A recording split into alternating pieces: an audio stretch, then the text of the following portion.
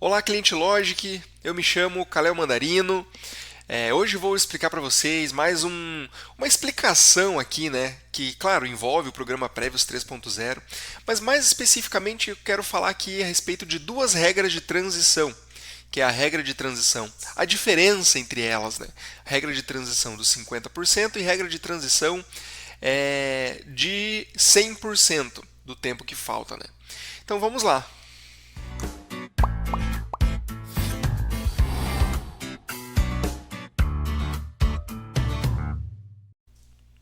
Então nós temos aqui, preparamos aqui alguns slides, né, para poder explicar melhor para vocês, né, a diferença de cada uma delas. Vamos lá. A regra de transição com o tempo adicional de 50% encontra-se no artigo 17 da Emenda Constitucional. Aos segurados que até a data da entrada em vigor da E63 contar com mais de 28 anos de contribuição se mulher e 33 anos de contribuição se homem, poderão ter direito à aposentadoria quando preencherem os seguintes requisitos: 30 anos de contribuição se mulher, 35 anos se homem, e, além disso, contribuir com um período adicional de 50% do tempo que, na data da entrada em vigor da E63, no tempo que faltaria para atingir os 30 anos de contribuição se mulher e os 35 anos se homem. Então, como é que funciona isso aqui? Percebam um detalhe aqui, que depois eu vou voltar nesse ponto aqui, que é a idade, tá? Percebam que a idade aqui, não existe um requisito de idade na regra de transição de 50%. Ou seja, quem teria direito à regra de transição de 50%? Aquelas pessoas que, na data da mudança da lei, elas faltavam até 2 anos para se aposentar.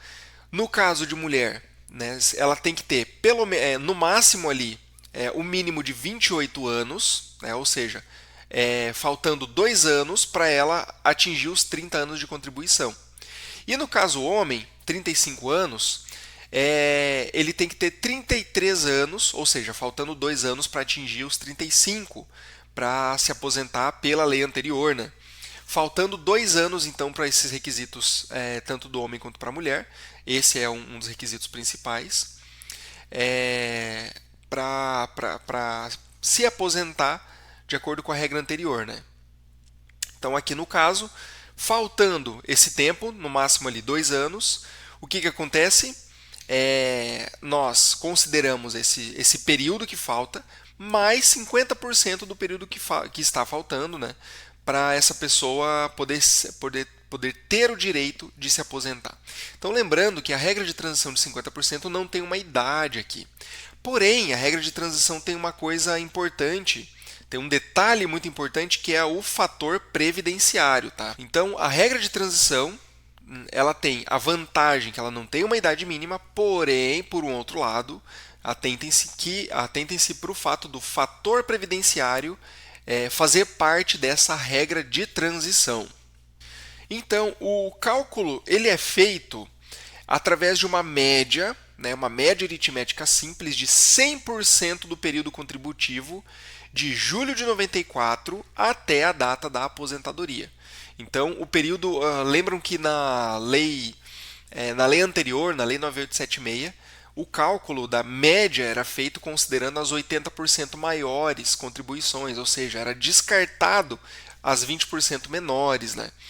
Então, já nas regras de transição, não. Nas regras de transição é diferente. O cálculo ele é feito considerando 100% de todo o período contributivo. Não há coeficiente e, lembrando aqui mais uma vez, o que entra de diferente aqui é a continuação aqui, que é do fator previdenciário. No caso de professor não se aplica o pedágio de 50%. Não há uma regra específica para o professor na regra de transição, né, do período de 50%. Então vamos agora falar a respeito da regra de transição do tempo adicional de 100%. Bom, então como podemos ver aqui, a transição do tempo adicional de 100% encontra-se no artigo 20 da Emenda Constitucional, 103, né? Vamos lá. O segurado ou servidor público federal que se tenha afiliado ao regime geral de previdência social ou ingressado no serviço público em cargo efetivo até a data da entrada em vigor desta emenda constitucional poderá aposentar-se voluntariamente quando preencher cumulativamente os seguintes requisitos. Olha só: 30 anos de contribuição se mulher, 35 anos se homem. E a idade aqui, pessoal, olha só como entrou aqui. Percebam que na regra de transição de 50% não tem a idade, porém na de 100% sim. Na de 100% ele exige a idade, que neste caso é 57 anos de idade se mulher e 60 anos de idade se homem, né? Então, nesse caso, porém, existe uma redução, né, nas idades aqui, comparado à lei anterior, que era 60 anos mulher, 65 anos homem, né? E o período adicional de contribuição corresponde ao tempo que, na data da entrada em vigor desta emenda constitucional, faltaria para atingir o tempo mínimo de contribuição. Ou seja, para a pessoa que faltava ali, vamos supor, 4 anos, vamos pegar um exemplo mais específico. Uma mulher que faltava 4 anos para ela atingir os 30 anos para poder se aposentar. De acordo com a regra de transição de 100%, a gente considera esses 4 anos mais 4 anos, ou seja, 100% do período, para ela poder se aposentar, né? Para o professor, o pedágio de 100%, vamos lá, serão reduzidos para ambos os sexos os requisitos da idade e de tempo de contribuição em 5 anos. Então, nós vamos ter aqui 25 anos de contribuição se mulher e 30 anos de contribuição se homem. E 52 anos de idade se mulher e 55 anos de idade se homem. Então, essas são as diferenças entre as duas regras de transição, tá? Vamos ver melhor aqui como o programa ele vai considerar e como ele vai. Vamos ver alguns pontos específicos no Prévios em relação a essas duas regras de transição também, tá? E existe, bom, além disso, da questão do professor, vamos lá, nós temos aqui a forma de cálculo do pedágio de 100%. Bom, aqui vamos começar aqui, artigo 26. O cálculo da média ele é feito considerando 100% do PBC desde a competência de julho de 94 ou desde o início da contribuição, se posterior àquela competência. Então, o valor do benefício da aposentadoria corresponderá a 100% da média aritmética definida na forma prevista no caput e no primeiro parágrafo, no parágrafo primeiro, no caso, né? Bom, resumindo aqui, ó, não vai ter coeficiente, o coeficiente vai ser 100%. E o cálculo da média vai ser 100% em cima vai ser considerando 100% dos salários de contribuição, tá? Então agora vindo aqui para o programa, vamos ver como é que essas regras de transição vão se apresentar para nós, tá? Bom, previamente eu parametrizei aqui um cálculo, já fiz a importação do CNIS e da carta. Para você que está iniciando aqui com a utilização do programa, vindo aqui, ó, esses botões à esquerda nós chamamos de telas, tá? Então, vindo aqui na tela do tipo do cálculo, basta clicar aqui em importar dados do INSS. E aqui, então, nós já fizemos um vídeo explicando essa parametrização, né, explicando essa importação dos documentos. Mas é aqui o local, né, aqui onde vocês vão se localizar para como importar esses documentos. Mas, vamos lá, prosseguindo, nesse cálculo aqui, o que eu fiz, né? Aqui, ó, depois de já feita a importação dos documentos, na tela dos dados iniciais, obviamente eu preenchi de acordo com a espécie de benefício, preenchi aqui, obviamente vocês vão colocar o CPF, o nome do segurado, do cliente, que será o cliente de vocês, NIT, número do benefício, eu não vou colocar aqui agora porque não tem necessidade, né? Se possui deficiência na DIB, sobre atividades concomitantes, caso haja, né, vocês normalmente a opção somar, a data de nascimento, sexo, inscrição do INSS, a DER e a DIB. E claro, a data para atualização é a data que vocês vão estar realizando aqui, executando esse cálculo de vocês. Seguindo então, tela do tempo de contribuição, né, ele vai me trazer obviamente, os vínculos de tempo de contribuição, a data inicial, a data final de cada vínculo. Aqui, ó, ele me mostra os tempos de contribuição, aqui no caso em 1/7 de 94, e depois o tempo de contribuição, aqui é muito importante, ó, em 13/11 de 2019. que foi a data que entrou em vigor a EC 103. E me mostra então o tempo de 34 anos, 5 meses e 22 dias. Me mostra aqui, né, mais uma vez ele repete aqui o tempo de contribuição total, a carência e os pontos, se este segurado tem ou não os pontos necessários na data do cálculo, na data que está sendo feito o cálculo, né? Eu tenho aqui a tela dos salários de contribuição, obviamente ele vai me trazer todos os salários que vieram importados do CNIS. Caso haja a necessidade de incluir, né, algum salário de contribuição que não veio, é só clicar no botão incluir, né? Também já fizemos um vídeo explicando esse tipo de parametrização, né? E tenho aqui a tela das opções para a RMI. Aqui na aba Planejamento Previdenciário é bem interessante e muito importante essas informações aqui. Então eu tenho aqui opções para o cálculo da RMI futura. Como devem ser o salário de contribuição futuros? Obviamente, né, o programa ele vai fazer uma projeção para o futuro e ele quer saber o que eu quero considerar. Eu quero considerar então o valor do salário mínimo. A periodicidade das projeções eu quero que seja mensal, mas eu também posso colocar a cada 2 meses, 3, 4, até 12 meses, né?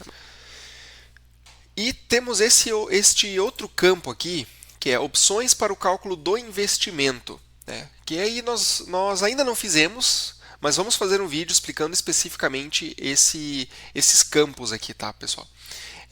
O mesmo vai se aplicar para essas opções para a projeção do benefício futuro, né? Essas opções nós vamos explicar, né, posteriormente num outro vídeo. E caso no momento que você estiver vendo esse vídeo já exista, né, vai aparecer um card aqui em cima direcionando vocês para esses vídeos, certo? Vamos lá então, vamos para o relatório. Vamos aqui, vamos clicar em gerar relatório. Não, ele ficou. Não, aqui agora ficou junto aqui, ó. Tempo adicional de 50% e tempo adicional de 100%, uma embaixo da outra aqui. Eu só cliquei em ordenar pela data da possível aposentadoria, tá? Vamos lá. Percebam que a data da possível aposentadoria para o tempo adicional de 50% foi em 19 de agosto de 2024. Enquanto que a de 100% foi para 9 de 3 de 2025, um tempo um pouco mais no futuro.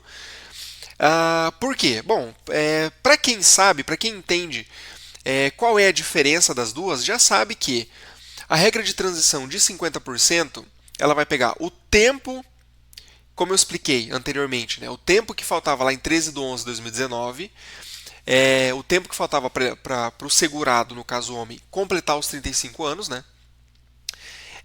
O tempo que faltava mais 50% do tempo. E a regra de transição de 100% era o tempo que faltava para os 35 mais 100% daquele tempo, ou seja, é o dobro, né? Mas vamos analisar essas regras de transição. E eu quero novamente explicar para vocês, como eu já expliquei anteriormente. Notem que aqui, no tempo adicional de 50%, vai ter a incidência do fator previdenciário, o que não acontece no tempo adicional de 100%. O tempo adicional de 100%, ele tem o requisito da idade, contrário da de 50%, que não tem requisito de idade. Então, aqui está a diferença, tá? O tempo adicional de 100%, ele pede uma idade mínima. Mas vamos lá, vamos gerar o tempo adicional de 50%, vamos confirmar essa regra de transição. Eu vou clicar aqui para marcar / desmarcar todos, que obviamente ele vai marcar tudo aqui. E vou clicar em visualizar. Certo, então aqui, vou dar um zoom aqui, eu tenho a análise das regras de transição.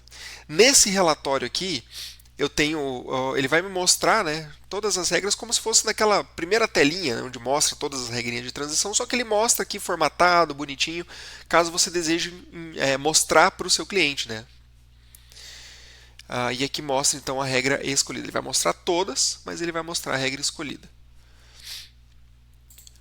No próximo relatório do tempo de contribuição, eu tenho aqui os períodos informados.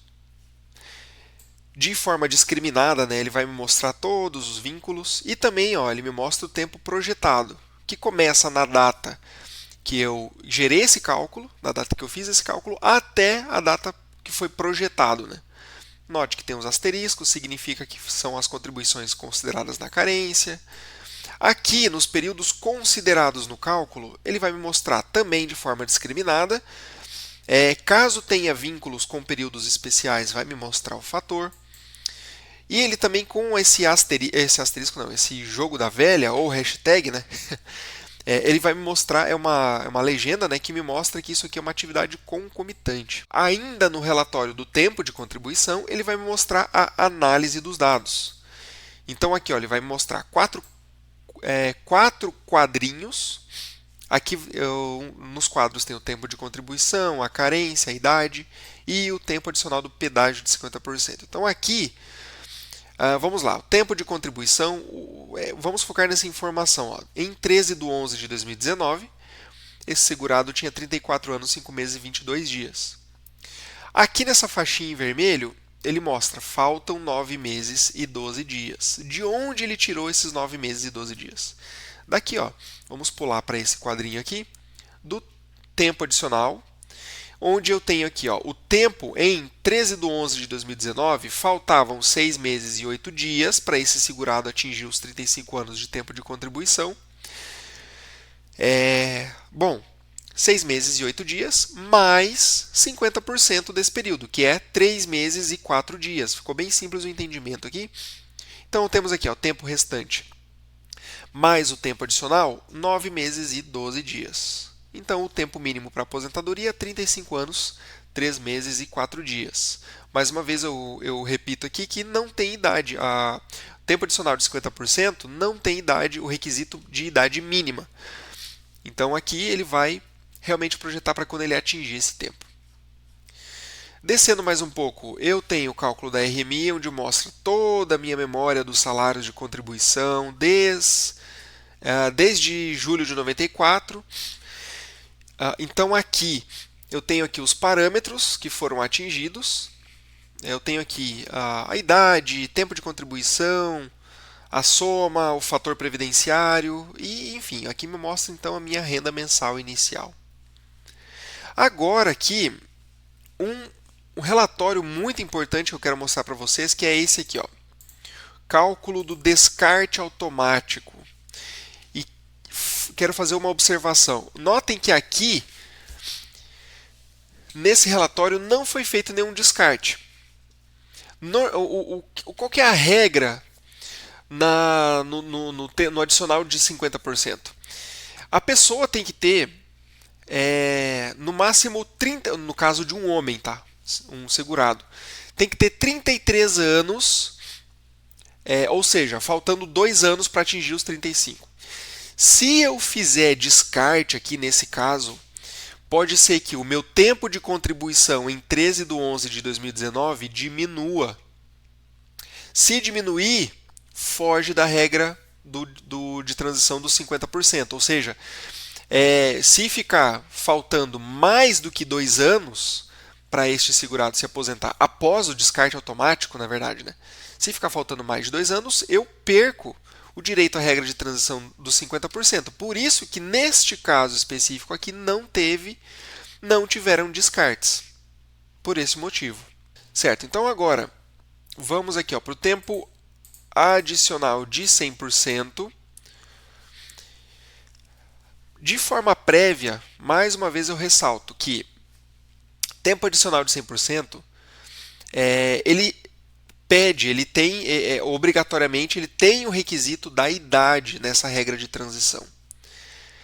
Adicional de 100% tem a idade mínima. Então vamos lá, vamos selecionar essa regra de transição. Vamos gerar aqui todos, vamos só deixar esse outro relatório aqui. Certo, vamos visualizar os relatórios, que não é muito diferente aqui, ó. Eu vou dar mais um zoom. Aqui, ó. Não é aqui, ó, a análise das regras de transição, não é nada diferente do outro, né? Vai me trazer as possíveis regras de transição, o tempo de contribuição a mesma coisa. Aqui, ó. Aí é que tá, a análise dos dados, olha só. Lembram, né, que no cálculo anterior a gente analisou isso aqui, 34 anos, 5 meses e 22 dias, ou seja, faltando neste caso aqui, olha só, por que falta 1 ano e 16 dias? E no outro faltava menos, faltava 6 meses.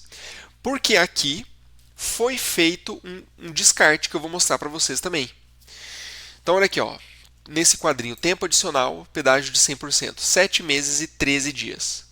Tempo adicional, mesma coisa, porque é 100%, né? 7 meses e 13 dias. Então, o tempo restante, 1 ano, 2 meses e 26 dias. Tempo mínimo para aposentadoria, 35 anos, 6 meses e 8 dias. Lembrando que, mais uma vez, né, existe o requisito da idade também. Aqui ele mostra, né, é necessário 60 anos e a projeção ficou lá para 2025, tá? Descendo, tem o cálculo da mesma coisa da RMI, só que do adicional de 100%. Ó, ele vem descendo aqui com todos os salários de contribuição. Não tem fator previdenciário. E então aqui é a mesma informação que ele me traz. A idade, o tempo, né, a soma, a média e a aplicação aqui do coeficiente, só que nesse caso não tem a 100%. Agora aqui, ó, lembram do cálculo do descarte automático que na regra de transição de 50% não tinha nenhum descarte? Aqui ele já descartou. Ó. O programa já, de forma automática, o programa ele já tem uma inteligência onde ele reconhece os menores salários, salários de contribuição que podem ser descartados e também o programa ele reconhece qual seria a melhor RMI, a melhor renda mensal inicial. Então, nesse caso, fica claro que ele nos mostra, né, o total. Ele nos mostra o melhor cenário, a melhor renda mensal inicial possível aqui para este segurado. Então, este foi mais um vídeo tutorial do programa Prévios 3.0. Qualquer dúvida, nós estamos à disposição com a nossa equipe de suporte através do telefone, através dos e-mails também. E também nos siga em nossas redes sociais. Nós estamos no Instagram, nós estamos no Facebook, LinkedIn e também YouTube. Até mais!